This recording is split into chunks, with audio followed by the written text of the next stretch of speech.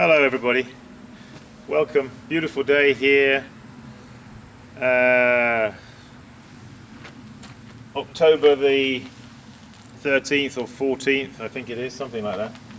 Anyway, what I'm about to do is, on this pot,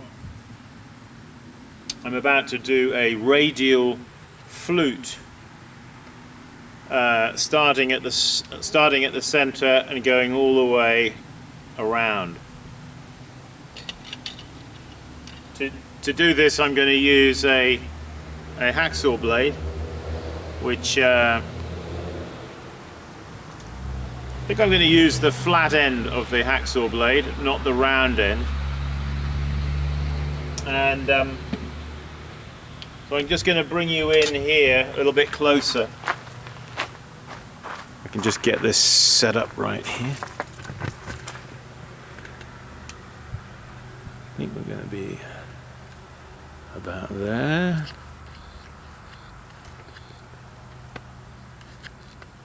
Alright, maybe I won't zoom it in to start with too much. Okay. So, you want a piece that is leather hard, not too hard, not too soft. So, now it's helpful if you're going to do like a radial fluted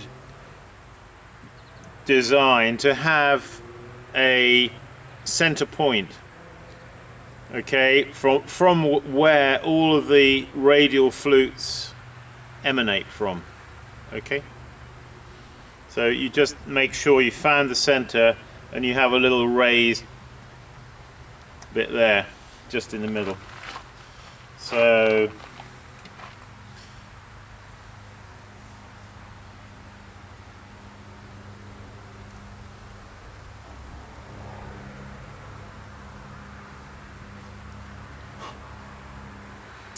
yeah, I don't know if I am going to use that end actually. I think I'm going to use the rounded end.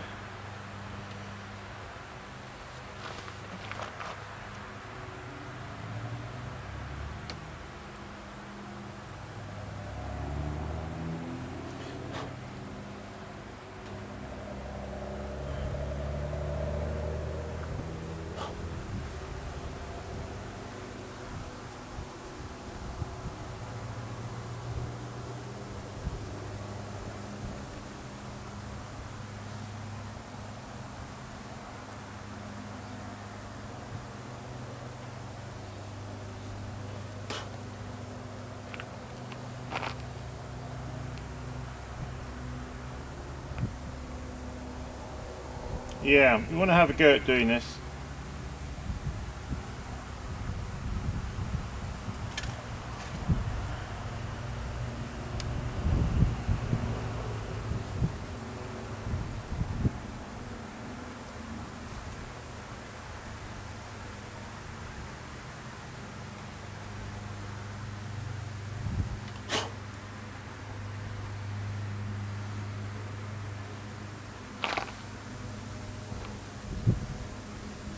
Yeah, you do need a bit of a steady hand.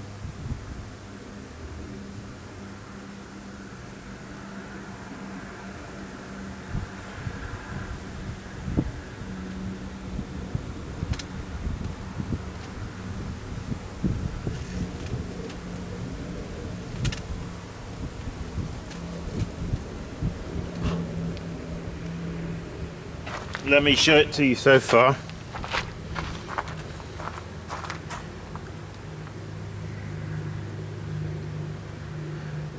The sunlight is making it difficult for me to see, but I think it's there, isn't it? You can see. Okay, we'll carry on.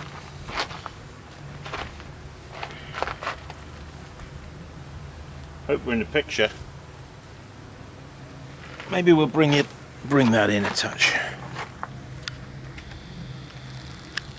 So this is the problem when you have to be your own cameraman, trying to. Okay.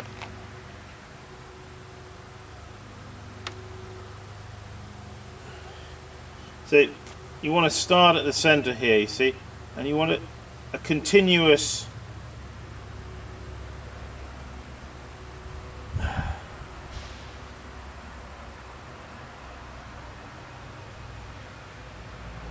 it's a little bit difficult to get them all converging on the center.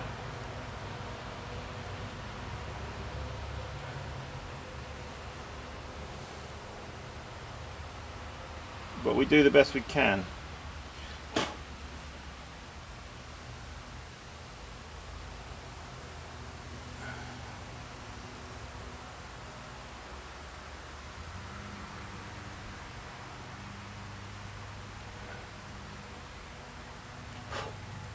I think I can get 2 more there in that last.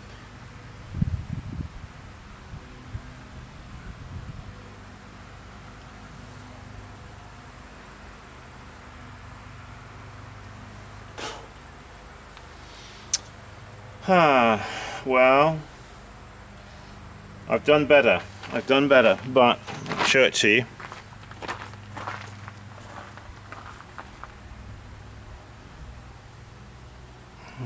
I'll just take that back a bit.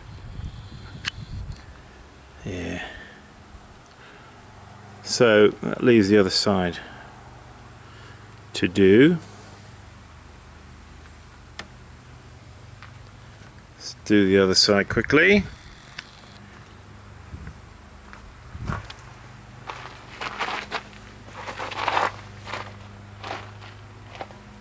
Yeah, I think it's easier with the, for me anyway, with the rounded end.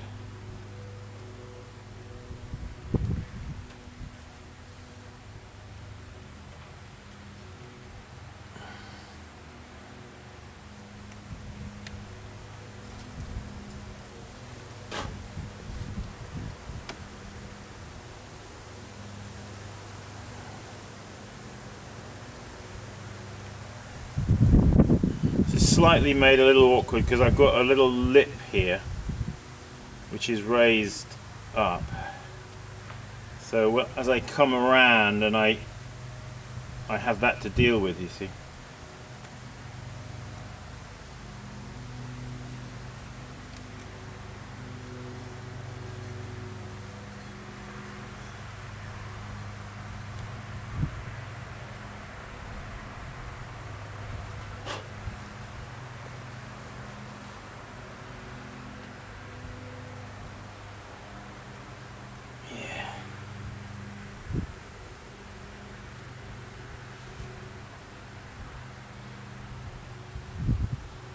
You sort of got to get that action, you see, going with your a little bit of a wrist action going on here.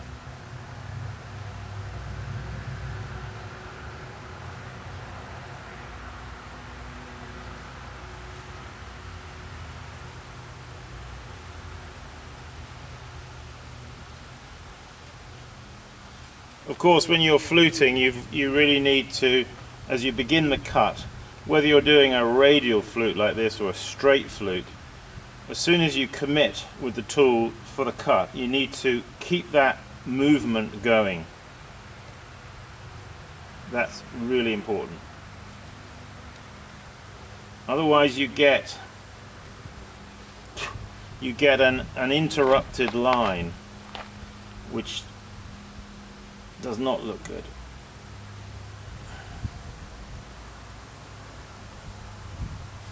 You want it to look fluent and yeah. You want the pattern design to convey movement rather with this type, I think.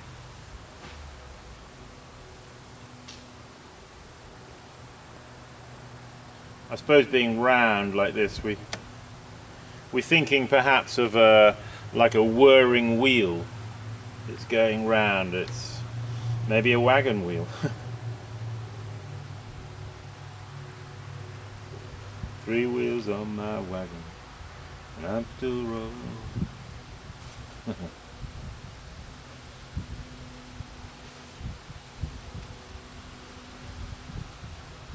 Sunlight's kind of strong. I hope this is coming out okay.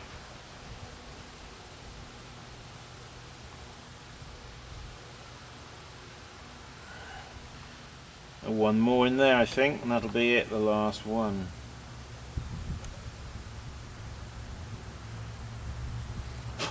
And there he is. Let's have a look. You tell me which you think is the better side. So, put that down. Take the camera back. Golly gosh, I can't see anything here, it's so bright. So there's that one, that's the one I just did. And then this one, which is the first one I did. No, no, no, no, no. Yeah, the thing is, you see,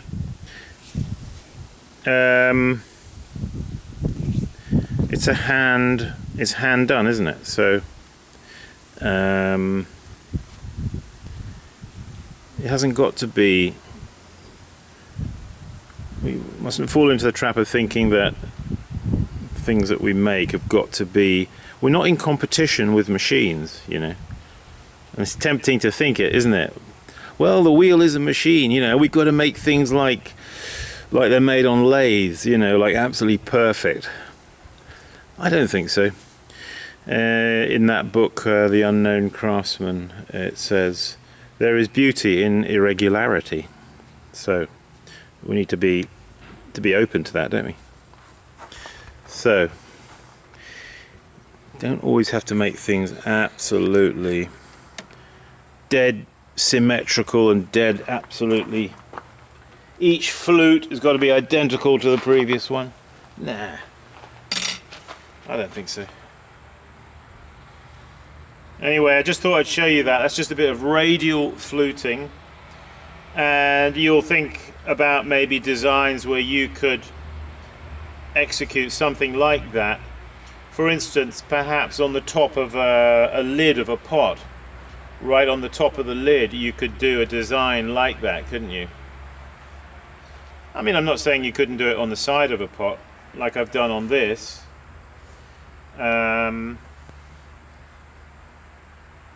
This will look nice perhaps in a celadon glaze or a Temuku glaze. I think would look rather nice, wouldn't it? Where with the glaze breaking on all of these flutes.